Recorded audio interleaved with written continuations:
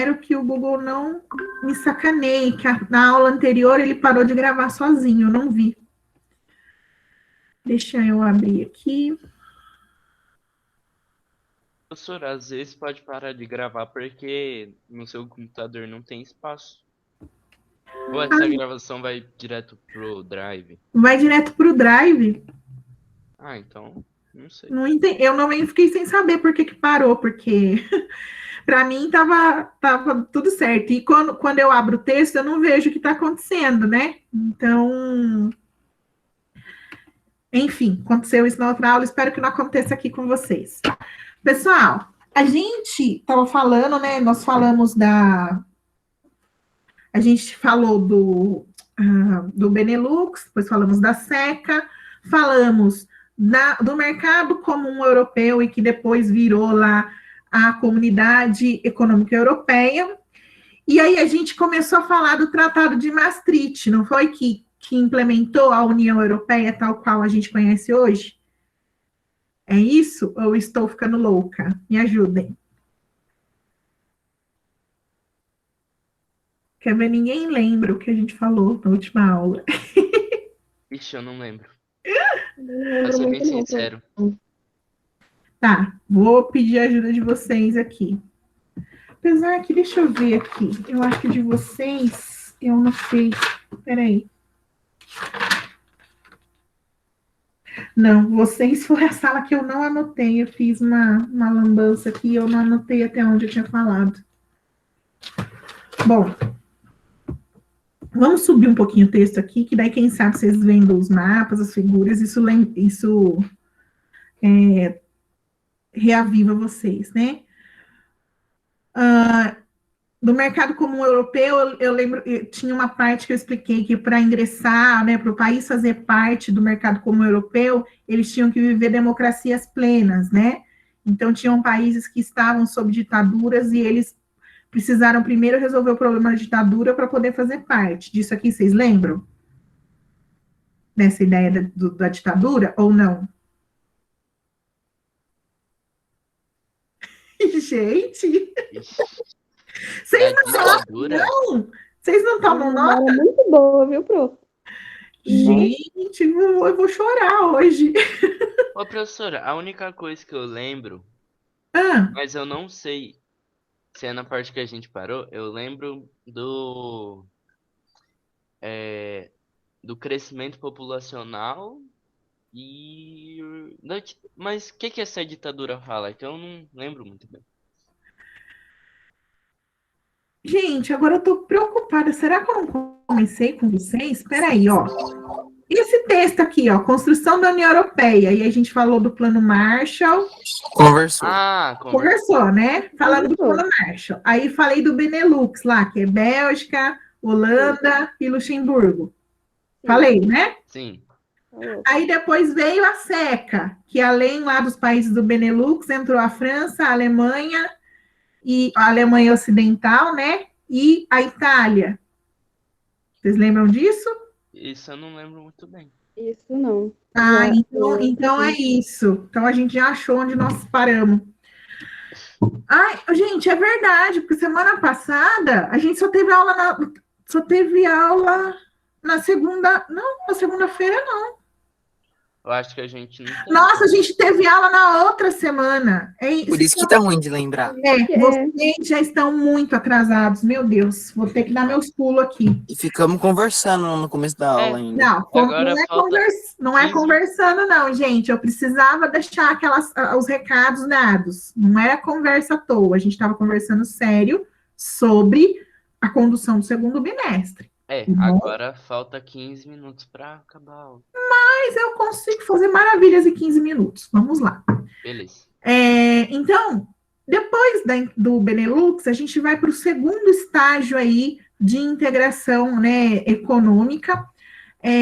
Na verdade, não é segundo estágio, porque o Benelux já surge no segundo estágio. Ele é mais que uma área de livre comércio, ela é uma união aduaneira. E ainda, agora até lembrando, eu lembro que acho que foi a Adriele que me perguntou o que era aduaneira, acho que na outra aula. Não tem, eu lembro que alguém me perguntou o que era aduaneira, que é a questão da aduana. Mas, enfim, vamos lá. A Comunidade Europeia do Carvão e do Aço, também conhecido como SECA, ela também era uma união aduaneira que ela pegou ali, então, os países que faziam parte do Benelux e mais 3 países quiseram fazer parte do bloco. Lembra que eu expliquei lá que o Benelux, ele inspirou outros países do mundo a formarem blocos também. E a SECA digamos assim, é o primeiro desdobramento dentro da Europa do Benelux. Então, em 1952, além, né, dos países que faziam parte do Benelux, juntou-se aí nesse bloco a França, a Itália e a Alemanha Ocidental. E aqui eu tenho que fazer um parênteses. A Alemanha Ocidental, a gente está falando porque 1952 a gente está falando de Guerra Fria. O mundo era dividido em 2 blocos, né? Um bloco socialista, que era liderado lá pela União Soviética, e o bloco capitalista, que era liderado pelos Estados Unidos, certo? Ô, Luan, professora, você levantou a mão, pode falar. Qual foi o motivo da Guerra Fria ter começado? Bom, a Guerra Fria, vocês vão estudar isso com mais profundidade em história. Mas quando a Segunda Guerra termina, quando a gente finaliza a Segunda Guerra, os países passam a se reorganizar. Já existia, né, a União Soviética, ela é implementada em 1917 com a Revolução Russa, e eles defendiam ali esse sistema econômico chamado socialismo. Em contrapartida, a gente tinha os países que defendiam a manutenção do capitalismo. E aí, depois da Segunda Guerra Mundial, o mundo se dividiu em 2 partes. Uma parte que compartilhava dos mesmos ideais ali da União Soviética, e então compartilhava e concordava com o socialismo, e a outra parte do mundo se alinhava e concordava com a lógica capitalista que era ali representada e liderada pelos Estados Unidos. Essa guerra, que durou ali até o início dos anos 90, ela foi uma guerra ideológica. A gente não teve exército, né, se batendo.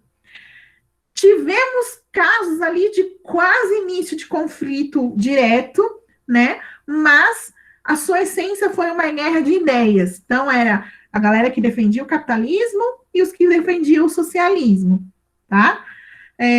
Isso perdurou durante todo esse período. Dentro dessa lógica da disputa, tinha lá a corrida armamentista, então quem desenvolvia ali as melhores armas, e a corrida espacial, que resultou na chegada do homem à Lua, tá certo?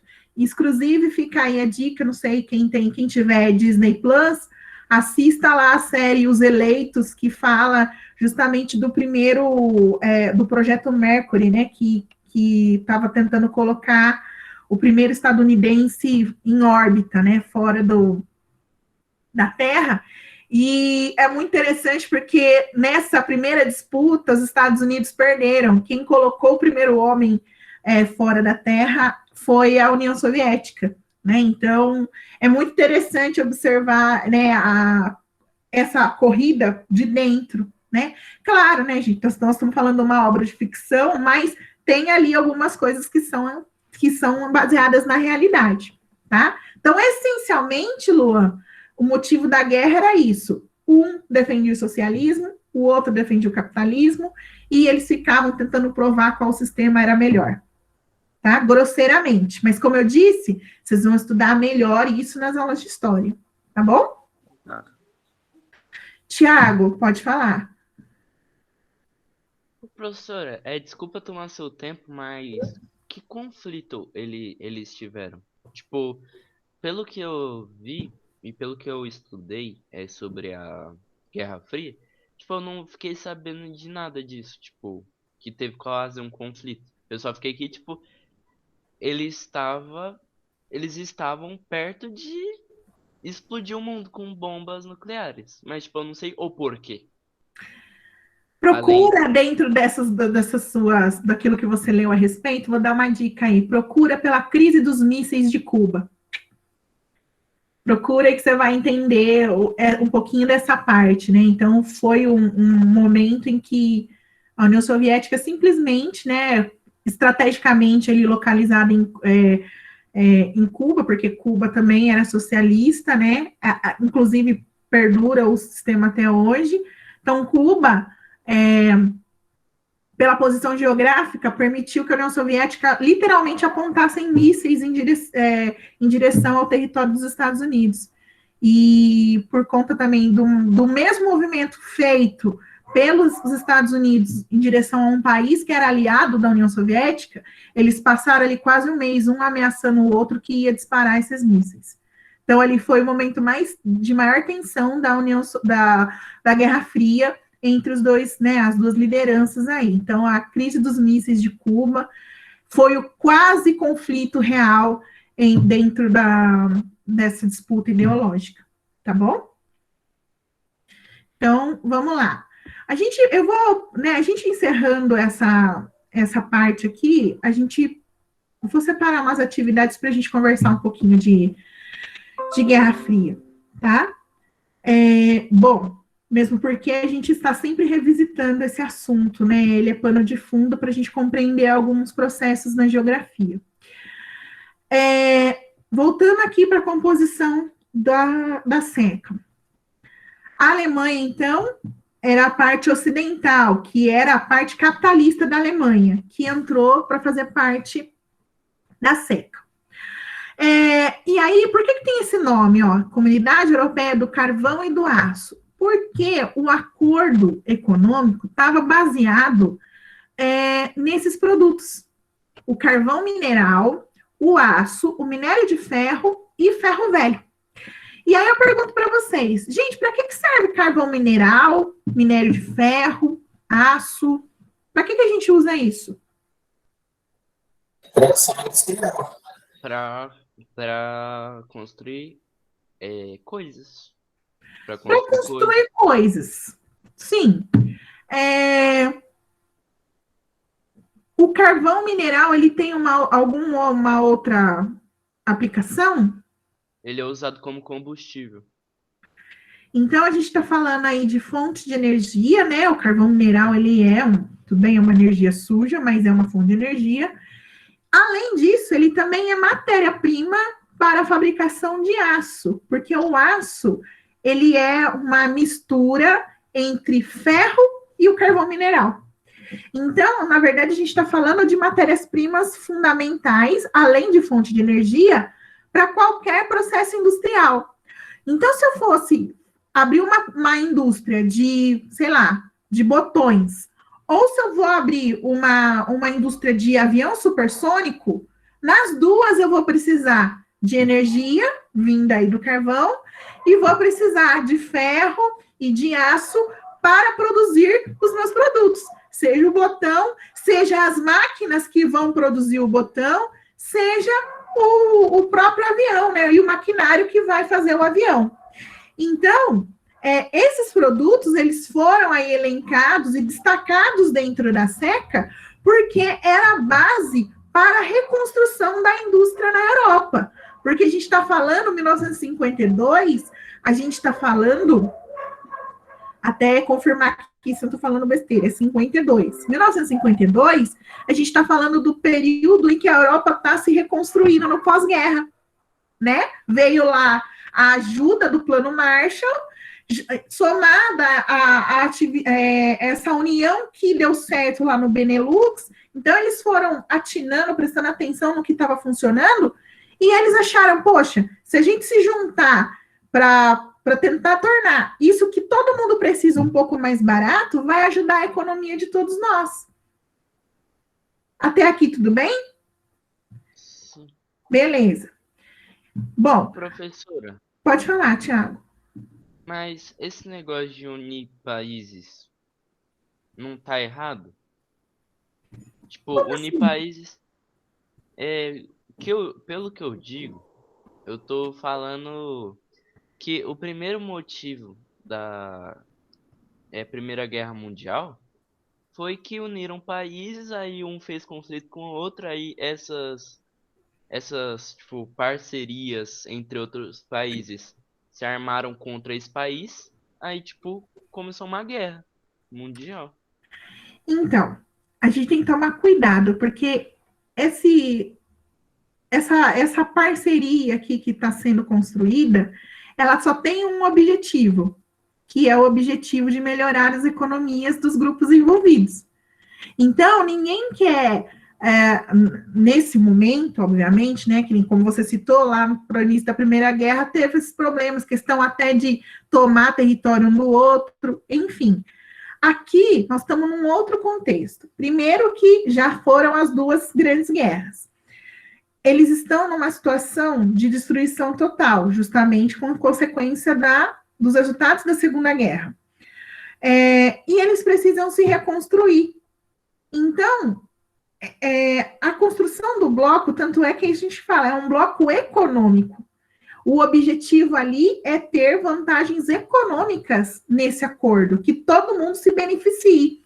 Então, por exemplo, eu ajudo você e você me ajuda, então as nossas duas economias vão se reestruturar, né? Então, o objetivo ali era só esse, era literalmente sair do buraco que a Europa se enfiou devido aí os conflitos da Segunda Guerra que aconteceram dentro do território europeu. Esse era o objetivo. Ninguém queria, por exemplo, a França não queria saber do pedacinho de terra lá da Holanda, de Luxemburgo, não era isso, não era essa a questão. Eles queriam mesmo, era essa troca de matéria-prima para facilitar esse processo de reconstrução econômica. Então, sob esse viés, não tem problema. Tanto é que a gente vai observar ao longo aí da nossa conversa, né, a respeito da União Europeia, que existe uma série de regras que os países têm que obedecer para poder fazer parte da União Europeia. Não é só chegar lá assim, eu também quero fazer parte do grupinho. Não. Se você não atender os requisitos, você não pode ingressar. Tanto é que existem países que tentam há muitos anos ingressar na União Europeia e não conseguem. A Turquia é um exemplo desse. Faz muito tempo que a Turquia tenta entrar na União Europeia, mas ela não consegue se organizar e atender tudo aquilo que está colocado como regra para um país poder fazer parte. Então, de certa forma, existem mecanismos, né, de cuidado para evitar, né, que o objetivo aí econômico seja distorcido e outras ideias comecem a fazer parte da estrutura do bloco, tá bom? Gente, são 11h38, eu tenho que fazer chamada, então eu vou encerrar aqui Se não tiver mais dúvidas, é claro, até aqui tá tudo bem? Vocês têm mais alguma coisa para perguntar? Na próxima aula, então eu vou interromper aqui a gravação também. Professora. Oi. Então, nesse texto que a senhora está apresentando para a gente, eu não sei os países certos agora, mas tipo, eles fizeram uma união de países para encontrar uma fonte de energia? Não, eles fizeram um acordo, né? São seis países envolvidos para facilitar o acesso a essas matérias-primas. Então, quando a gente fala da união aduaneira, é a ideia de que não existe imposto, né, de importação e de exportação. Então, os 6 países da SECA formam uma união aduaneira. E do que eles tiraram o imposto de importação e de exportação? Do carvão, do ferro, do aço e do ferro velho, que eram matérias-primas que eles estavam precisando, e tirando o imposto, ficava mais barato, todo mundo conseguia ter acesso. Então, esse era o objetivo. Tudo bem? Mas, não se preocupem, a gente vai retomar isso na próxima aula, na semana que vem. E aí, gente, se por acaso